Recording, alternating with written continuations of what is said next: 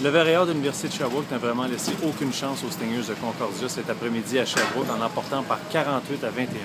Dès le botté d'envoi, le spécialiste des retours, Félix Boutier, a pris le ballon et l'a parcouru 110 verges pour inscrire le deuxième plus long retour de botté de l'histoire du football universitaire québécois en route vers le premier majeur du match.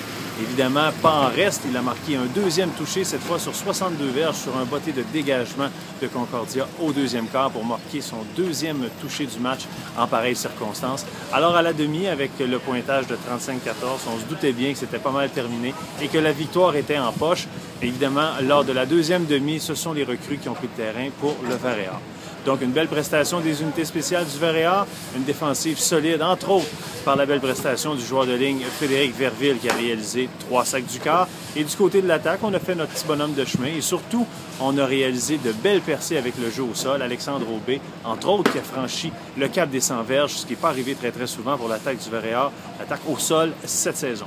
Sherbrooke a donc une fiche de 5 victoires, 3 défaites. Et il confirme maintenant son 3e rang au classement du football universitaire québécois. La semaine prochaine, ce sont les Redmen de McGill qui seront à Sherbrooke. Une équipe qui connaît également des difficultés, à l'instar des Stingers de Concordia, avec une fiche de 2 victoires et 6 revers. D'ailleurs, ils ont perdu par 44-0 cet après-midi contre les Carabins Université de Montréal. C'était Sébastien Lajoie pour latribune.ca à Sherbrooke.